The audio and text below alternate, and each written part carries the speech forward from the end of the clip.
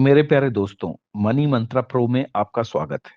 दोस्तों, अक्सर हम कैपिटल गेन टैक्स के बारे में सुनते हैं। मन में विचार आता है कि कैपिटल गेन टैक्स क्या होता है। जब हम अपना इनकम टैक्स रिटर्न भरते हैं तो उसमें कैपिटल गेन टैक्स के बारे में भी सीए हमसे पूछता है। बहुत सारे लोगों के मन में विचार आता है कि आखिर कैपिटल गेन टैक्स क्या है। तो दोस्तों, आप इसको आसान भाषा में समझिए कि ये एक ऐसा टैक्स होता है जो किसी कैपिटल एसेट, यानी कि आप कोई अपनी पूंजी या संपत्ति को जो बेचते हैं, उससे होने वाले फायदे पर जो टैक्स लिया जाता है उसको कैपिटल गेन टैक्स कहते हैं। आमतौर पर ऐसी संपत्ति की जो सेलिंग कॉस्ट होती है, उसकी खरीद कीमत से ज्यादा होने पर ही जो है ये जो डिफरेंस आता है, जो लाभ हो मिलता है, उस पे ही कैपिटल गेन जो है टैक्स लगता है, क्योंकि वही आपका कैपिटल गेन होता है। तो इस प्रकार की कैपिटल गेन पर जो टैक्स लगता है उसे कैपिटल गेन टैक्स कहते हैं। इसे हिंदी में पूंजीगत लाभ कह सकते हैं।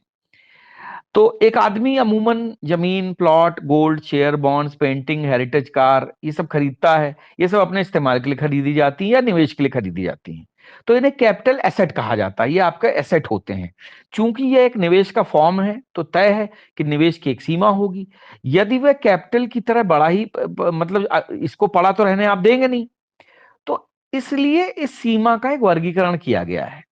जैसे कि कैपिटल गेन्स शेयर बाजार में दो समय सीमा में बांधा गया है। 1 वर्ष से कम अवधि का जो आप शेयर मार्केट में इन्वेस्ट करते हैं उसको शॉर्ट टर्म कैपिटल गेन कहते हैं, और उसके ऊपर जो टैक्स लगता है उसको short term capital gain tax कहते हैं। यानी कि किसी पूंजी यानी किसी कैपिटल एसेट को अगर 1 साल के भीतर आप बेचते हैं तो जो लाभ उससे मिलता है उस पर लगने वाले टैक्स को short term capital gain tax कहते हैं।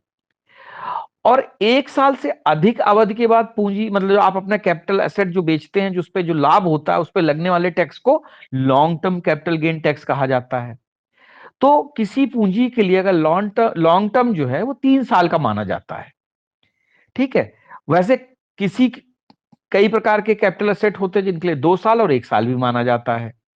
तो आप समझिए, हर बिकने वाली चीज को कैपिटल एसेट नहीं कहा जा सकता, लेकिन बिजनेस सेक्टर में कैपिटल एसेट ऐसी संपत्ति को कहा जाता है जो उस बिजनेस में प्रयोग के लिए खरीदी गई हो और उसको बेचने के लिए आपने एज ए इन्वेस्टमेंट किया हो, और आप मतलब जो है उसके ऊपर आप जो है फायदा उठाना चाहते हो।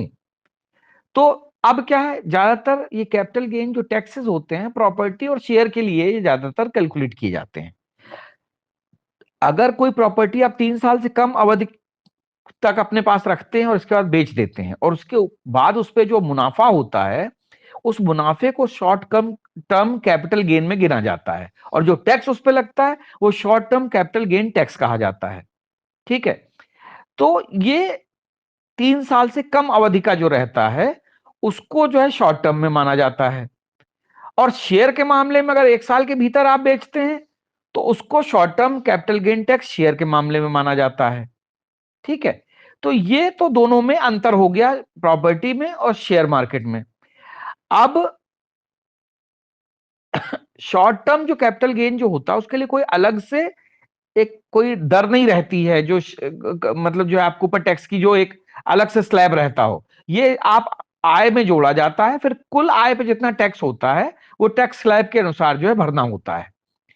लेकिन अगर आप मतलब जो है इक्विटी मार्केट में है और आपने शेयर ले रखा है तो 1 साल के भीतर जो शेयर बाजारों की खरीद फरोख्त से आपको जो फायदा होगा उस पे 15% short term capital gain tax आपको देना होता है, लेकिन वो सिर्फ शेयर से होने वाली इनकम पे देना पड़ता है। अगर प्रॉपर्टी आप से कम 3 साल तक रखकर बेचते हैं तो उससे जो मुनाफा होता है उसको लॉन्ग टर्म कैपिटल गेन में गिना जाएगा। ठीक है, एलटीसीजी। और उस पे लगने वाला जो टैक्स होगा वो भी long term capital gain tax कहलाएगा। अब जैसे अचल संपत्तियां हैं, जमीन है, घर है, इसमें जो है सरकार ने 3 साल का मतलब जो है एक पीरियड रखा है। और लेकिन जो जैसे क्या कहते हैं आपकी म्यूचुअल फंड और इन सब के मामले में भी जो है इसमें अवधि जो है 3 साल की इस पे रखी गई है। तो लॉन्ग टर्म कैपिटल गेन जो होता है इस पे 20% की दर से जो है टैक्स देना होता है। और वैसे सरकार समय समय पे इसमें संशोधन करती रहती है, ठीक है। लेकिन आप एक चीज मान के चलिए कि जो ये लॉन्ग टर्म कैपिटल गेन हो या शॉर्ट टर्म कैपिटल गेन हो, इसको आपको बहुत ही सावधानी से कैलकुलेट करना होता है।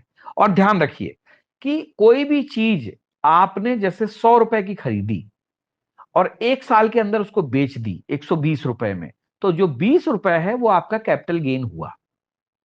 लेकिन उसमें उसकी जो ये कैपिटल गेन कैलकुलेट करने के लिए सीए जो हैं कई फार्मूलाज लगाते हैं। उसमें ये भी देखा जाता है कि उसमें डेप्रिसिएशन कितना हुआ है, किस हिसाब से आप जो है कितना उसमें गेन कैलकुलेट होगा।